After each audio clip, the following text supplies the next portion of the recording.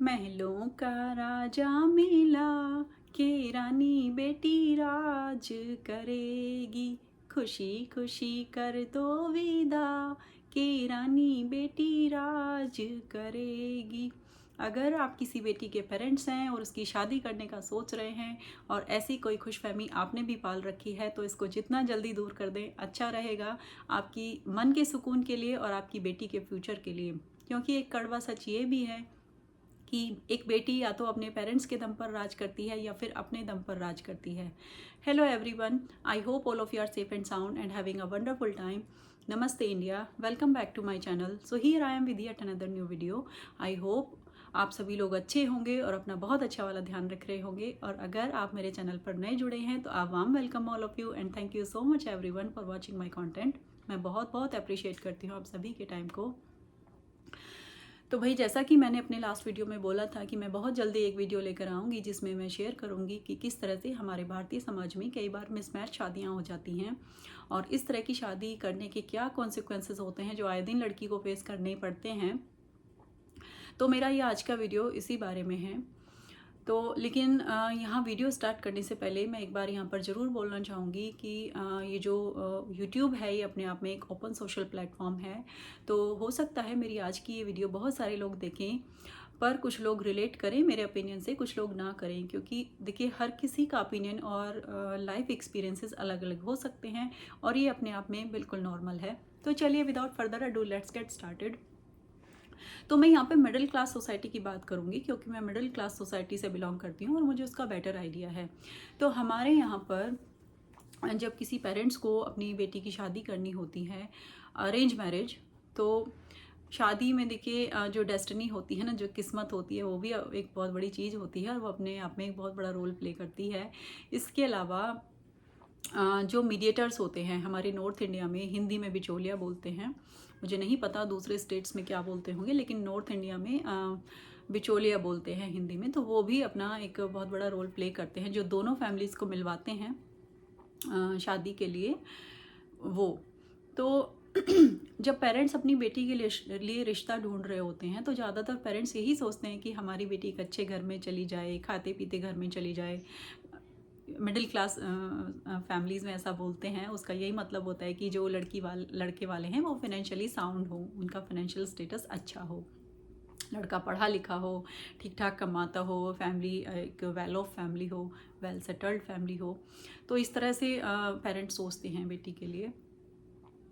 तो इस तरह से बोलते हैं कि अगर खाते पीते घर में जाएगी तो हमारी बेटी राज करेगी। तो लड़कियों, यहाँ पे सुन लो, सबसे पहले तो राजवाज कुछ नहीं होता है। शादी के बाद आप कोई रानी महारानी नहीं बनने वाले हो। शादी के बाद लाइफ बहुत बड़े लेवल पर चेंज होती है और बहुत सारी जिम्मेदारियां सर पर आती हैं। तो ये राजवाज जैसी चीज़ तो हवा हो जाती है। स्पेशली अगर मिसमैच शादी हो जाए तो भूल ही जाओ, आपकी जो खुद की पहचान होती है ना, वो भी कहीं गुम हो जाती है। तो कई बार मिसमैच रिश्ता हो जाता है because of destiny, because of mediator. तो इस तरह के रिश्ते हो जाते हैं जिसमें कई बार बहुत सारे डिफरेंसेस हो जाते हैं। जैसे लड़के और लड़की का एजुकेशन अलग अलग हो सकता है, या फिर अगर जिस तरह से लड़कियां भी आजकल वर्किंग होती हैं तो उनका प्रोफेशन अलग अलग हो सकता है, उनकी सैलरीज अलग अलग हो सकती हैं, लुक वाइज अलग हो सकते हैं, फिजिकल अपीयरेंस उनका अलग हो सकता है, या फिर दोनों फैमिलीज़ का फाइनेंशियल स्टेटस अलग अलग हो सकता है। तो कई केसेस में ऐसा हो जाता है कि जो लड़की वाले हैं उनका जो फाइनेंशियल स्टेटस होता है वो लड़के वालों से कम होता है। लेकिन इस तरह के रिश्ते हो जाते हैं, मीडिएटर्स बीच में होते हैं और किस्मत भी अपना रोल प्ले करती है। तो जब इस तरह का रिश्ता हो जाता है कि भाई दोनों फैमिलीज के फाइनेंशियल स्टेटस में डिफरेंस है, तो ऐसी शादी को करने के चक्कर में जो लड़की वाले हैं ना, वो बढ़ चढ़ कर खर्चा कर लेते हैं। क्योंकि हमारे यहाँ पर जब शादी होती है ना, तो एक बहुत बड़ा जो शादी की जिम्मेदारी होती है, शादी के खर्चे की जो जिम्मेदारी होती है वो लड़की वालों की होती है। और हमारे यहाँ पर दहेज भी चलता है भाई, खुलेआम चलता है। भले ही आजकल इंडिया में कितने भी कानून बन गए हों दहेज के खिलाफ, लेकिन आज भी दहेज चलता है शादियों में। तो जब इस तरह की शादी होती है तो लड़की वाले बढ़ चढ़कर अपना जितना बजट उन्होंने डिसाइड किया होता है ना, उससे उसको एक्सीड वो कर जाते हैं कई बार, लड़के वालों के फाइनेंशियल स्टेटस को मीट करने के चक्कर में। तो कई बार तो वो कोई लोन ले लेते हैं या फिर कोई प्रॉपर्टी उनके पास होती है, उसको भी बेचकर वो बेटी की शादी में लगा देते हैं, ये सोच के कि हमारी बेटी एक अच्छे घर में चली जाएगी तो वो सुखी रहेगी। क्योंकि हमारे इंडिया में बेटी की शादी को उसके फ्यूचर से जोड़कर देखा जाता है। तो कई बार बहुत लंबे टाइम तक लड़की वाले कर्जा देते रहते हैं, वो खर्चा जो उन्होंने शादी में किया है ना उसको वो कर्जा ही देते रहते हैं बहुत लंबे टाइम तक। तो यहाँ से बात स्टार्ट होती है। और हमारे मिडिल क्लास में जो बेटियों की अपब्रिंगिंग होती है, जो उनकी कंडीशनिंग होती है ना, शुरू से उनको जिस तरह से पाला पोसा जाता है, उनको यही सिखाया जाता है कि बेटा तुमको पराए घर जाना है, तुमको ससुराल जाना है, तो वहाँ पर निभाकर चलना है, रिश्ते निभाने हैं, वहाँ पर तुम्हें अपना बनाना है वहाँ पे लोगों को, और तुमको सहन करना है, किसी की दो बात सुनने से तुम छोटी नहीं हो जाओगी, कभी अपनी गलती ना भी हो तो गलती मान लेने से कोई छोटा बड़ा नहीं हो जाता है। इस तरह की अपब्रिंगिंग, इस तरह की कंडीशनिंग हमारी मिडिल क्लास लड़कियों की जाती है शुरू से ही। तो उनके मन में पहले से ही कूट कूट कर भरा होता है कि तुमको निभाना है, तुमको झांसी की रानी बनना है ससुराल जाके, और वहाँ निभाना है और अपनी पहचान बनानी है और निभाते ही चले जाना है। कभी मिडिल क्लास में बेटियों को ये नहीं सिखाया जाता कि बेटा तुमको भी खुश रहना है, पहले तुमको खुश रहना है ताकि तुम दूसरे लोगों को खुश रख सको। क्योंकि जो पहले से ही खुश नहीं है वो दूसरों को क्या खुश रखेगा। पर इस तरह से नहीं सिखाया जाता लड़कियों को। तो और जब शादी होती है तो पहले जब शादियां होती थी तो पहले सामान दिया जाता था शादियों में, जैसे फर्नीचर दिया जाता था, बर्तन दिए जाते थे, बिस्तर और कपड़े, ज्वेलरी, इलेक्ट्रॉनिक सामान, इस तरह से दिया जाता था। तो लेकिन आजकल क्या होता है, आजकल एक नया ही फैशन चल रहा है। आजकल जो लड़के वाले हैं ना वो अपने हिसाब से शादियां करवाते हैं, वो बताते हैं कि भाई कहाँ किस तरह से शादी करनी है, कौन सी लोकेशन पे करनी है, फार्म हाउस पे या किसी वेडिंग हॉल में, या किस तरह से शादी करनी है।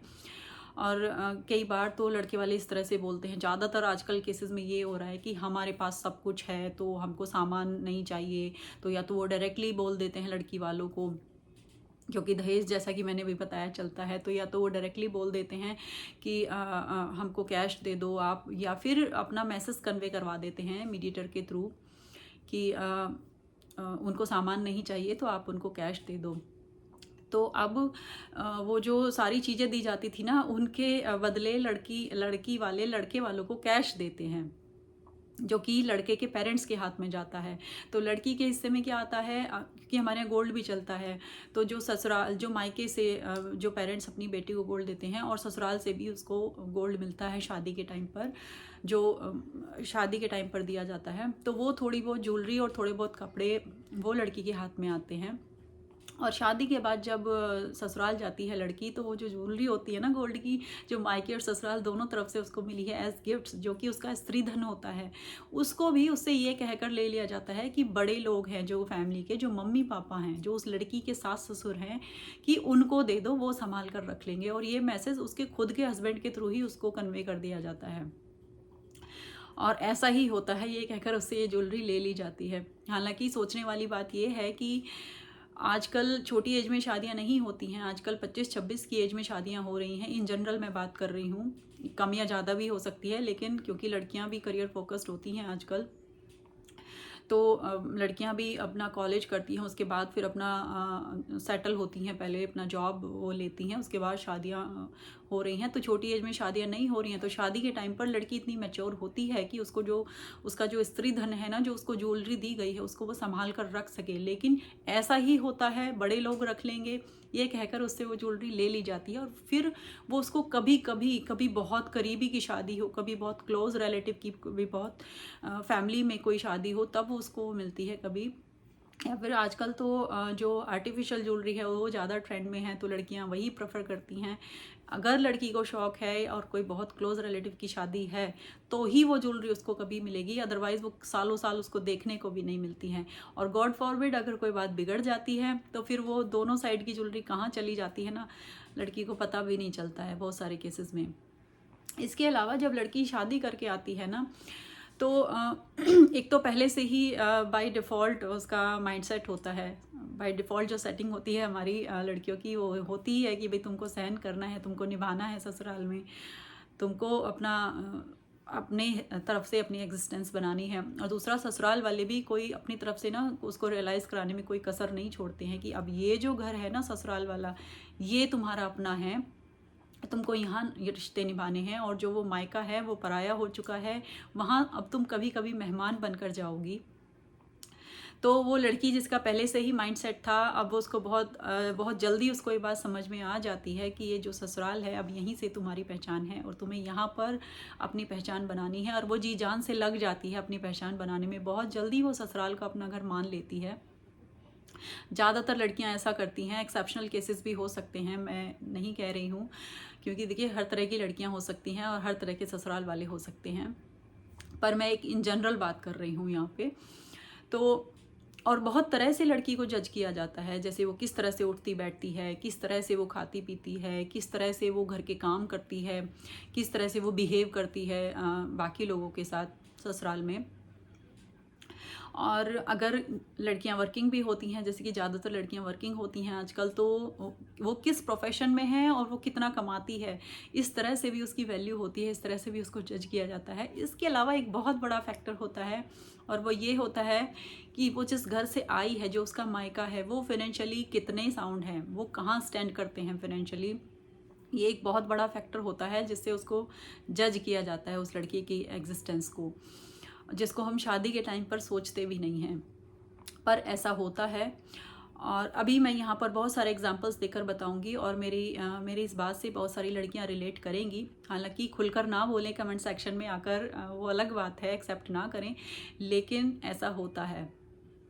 तो जैसे शादी के बाद भी बड़ी सारी चीज़ें होती हैं, जैसे मायके से कोई फेस्टिवल पर, जैसे अगर कोई शगुन आता है, तो जैसे कोई कपड़े आए या कोई मिठाई आई या फिर और कोई चीज़, जैसे कुछ बड़े सारे रीति रिवाज होते हैं जिनमें मायके से सामान आता है, बहू के मायके से सामान आता है। तो कई बार ऐसा होता है, अगर जो दोनों फैमिलीज़ का फाइनेंशियल स्टेटस डिफरेंट है ना, तो कई बार ऐसा होता है कि बहू के मायके से अगर सामान आया है तो लोग मुंह बनाएंगे उसको देखकर, या फिर उसको डायरेक्टली इनडायरेक्टली ये बोल देंगे कि तुम यूज़ कर लो, या फिर किसी को दे दो, या फिर रख दो, उठा के रख दो, इस तरह से, मतलब उसको अप्रिशिएट नहीं करेंगे। तो वो ये मैसेज कन्वे करना चाहते हैं कि तुम्हारे जो मायके वाले हैं वो हमारे स्टैंडर्ड का सामान नहीं दे सकते। ये एक इनडायरेक्ट मैसेज उसको चला जाता है, और जब बार बार चीज़ें रिपीट होती हैं ना, तो ये अंडरस्टूड हो जाता है। फिर कई बार ऐसा होता है, जैसे अगर उसके मायके से कोई आया है, तो उनको उस तरह से वेलकम नहीं करेंगे, उनके साथ इंटरेक्शन नहीं करेंगे उस तरह से, या फिर उनको उस तरह से ट्रीट नहीं करेंगे। तो जब ये चीज़ें बार बार रिपीट होती हैं ना, तो फिर समझ में आता है, वो जो घर की बहू है ना, उसको समझ में आता है कि मेरे मायके वाले जब आते हैं उनको इस तरह से ट्रीट नहीं किया जाता, उनको इस तरह से वेलकम नहीं किया जाता जैसे बाकी लोगों को किया जाता है। फिर कई बार, जैसे अगर बहू को मायके जाना है, उसके मायके में कोई फंक्शन है, या फिर उसको अपने पेरेंट्स से मिलने जाना है, तो उसको कई बार अकेला भेज देंगे, उसके लिए कोई गाड़ी बुक कर देंगे, या फिर उसको कि भाई तुम चले जाओ, मतलब वहाँ नहीं जाएंगे, वहाँ जाना अवॉइड करेंगे।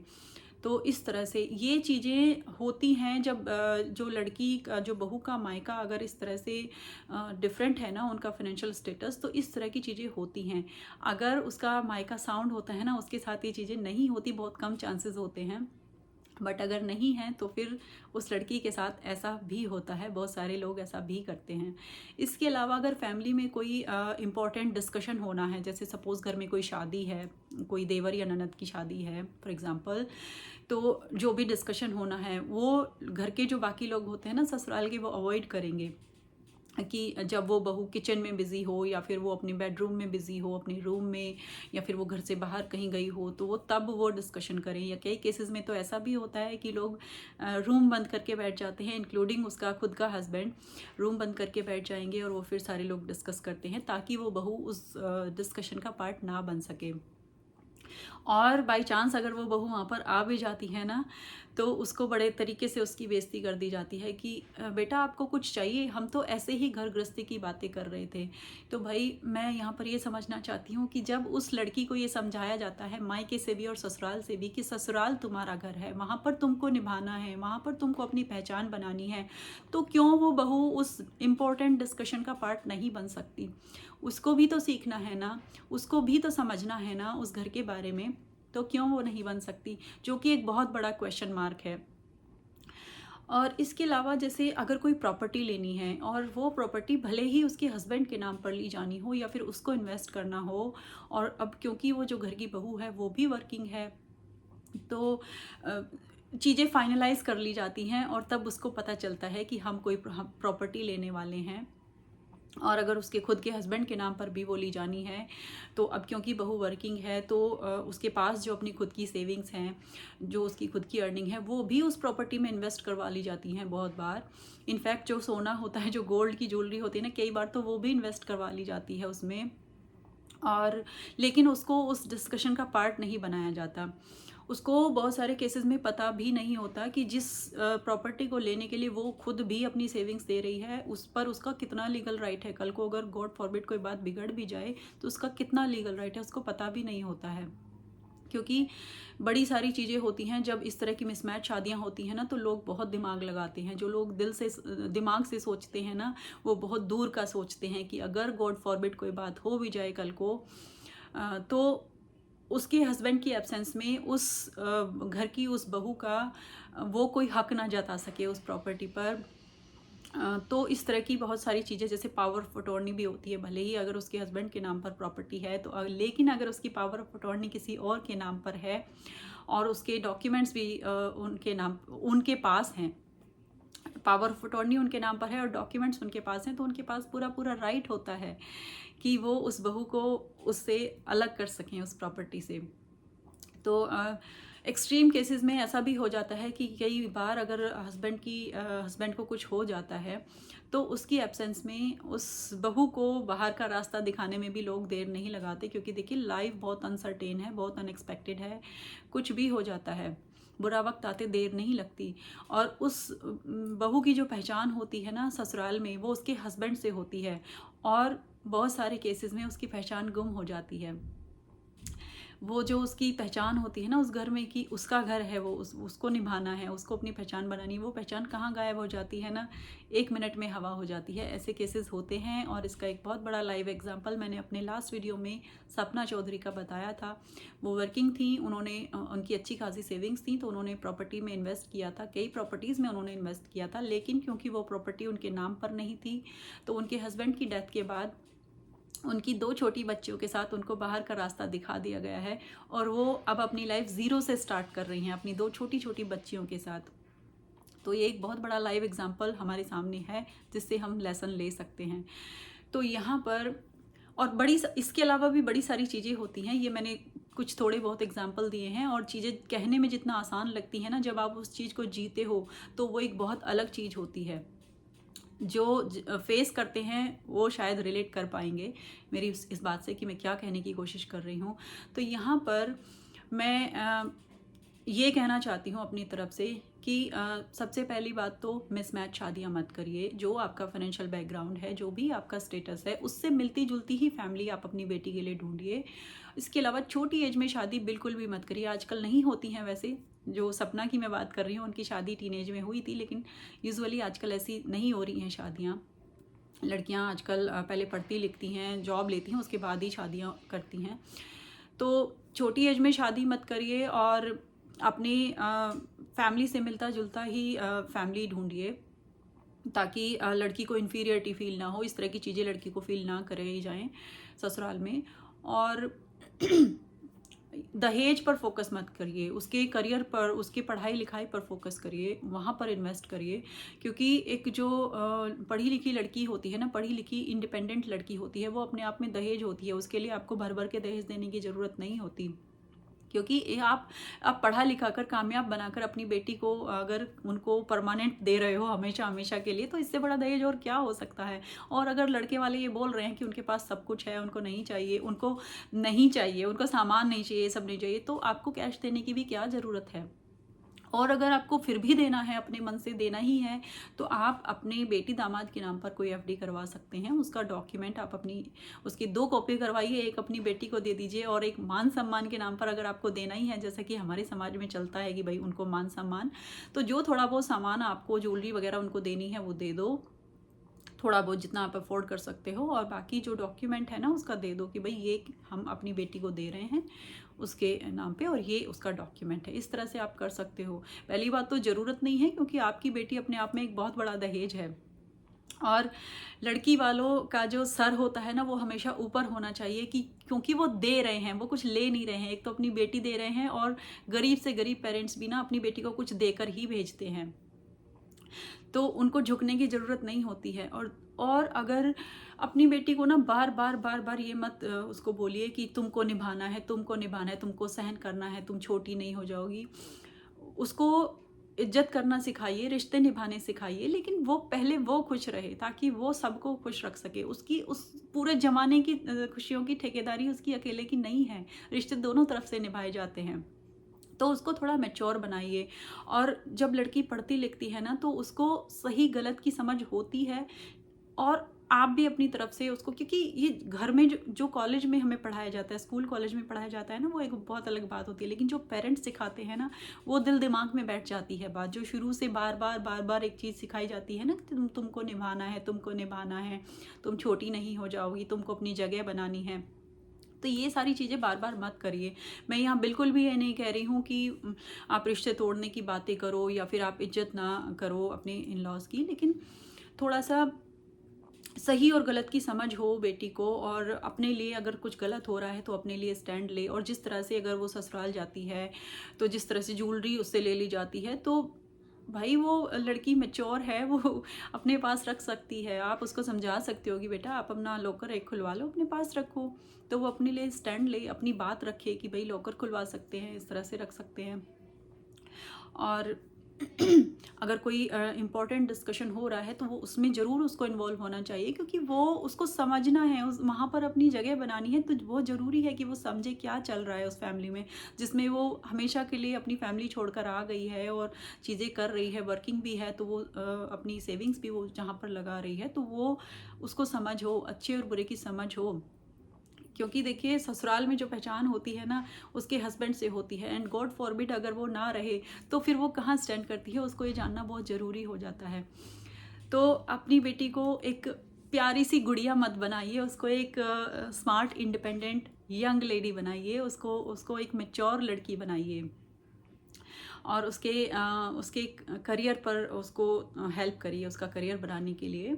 और अगर आपकी बेटी आपसे कोई चीज़ डिस्कस करती है, वैसे तो ज़्यादातर लड़कियां अवॉइड करती हैं शादी के बाद, कि अगर कोई प्रॉब्लम भी है तो वो नहीं शेयर करना चाहती अपने पेरेंट्स के साथ, ये सोच के कि हमारे पेरेंट्स ने हमको पढ़ाया लिखाया है, और शादी पर भी जितना उनका बजट भी नहीं था उससे ज़्यादा उन्होंने किया है, तो अब वो कहीं दुखी ना हो जाएं ये बात सुन के, तो अवॉइड करती हैं। लेकिन अगर वो बताती हैं तो ज़रूर आप ये उनको समझाएं थोड़ा सा, और सुने, उनकी बात पर गौर करें कि वो क्या कह रही हैं। और कभी कभी उसके ससुराल में एक सरप्राइज़ विज़िट भी ज़रूर करें। हर बार बताकर जाना ज़रूरी नहीं है, कभी कभी सरप्राइज़ विज़िट भी आप कर सकते हैं, ताकि एक्चुअल चीज़ों का आपको भी पता चले। ये बहुत ज़रूरी है। शादी करके बस भेज दिया और तुम निभाओ और निभाते चले जाओ, तो भाई ऐसा नहीं करना है। तो चलिए, मेरे आज के वीडियो में बस इतना ही। आई होप मेरी बात कुछ लोगों को समझ आई होगी, आई होप कुछ लोगों ने रिलेट किया होगा। और भाई जिनको समझ कर भी समझ नहीं आया है उनके लिए तो मैं यही कहना चाहूँगी कि समझने वाले समझ गए हैं, जो ना समझे वो अनाड़ी हैं। तो चलिए, मैं मिलती हूँ बहुत जल्दी एक और अच्छे से इंटरेस्टिंग वीडियो के साथ। तब तक आप अपना बहुत अच्छा वाला ध्यान रखिए, सेफ रहिए, खुश रहिए, हेल्दी रहिए, और पॉजिटिविटी स्प्रेड करते रहिए। और अगर मेरा ये आज का वीडियो आपको अच्छा लगा हो तो लाइक करना, शेयर करना, सब्सक्राइब करना, अच्छे अच्छे कमेंट्स करना, और अपना फीडबैक भी आप कमेंट में दे सकते हो कि आपकी इस बात पर क्या ओपिनियन है। तो चलिए, thank you so much for watching. नमस्ते इंडिया, स्टे ट्यून्ड।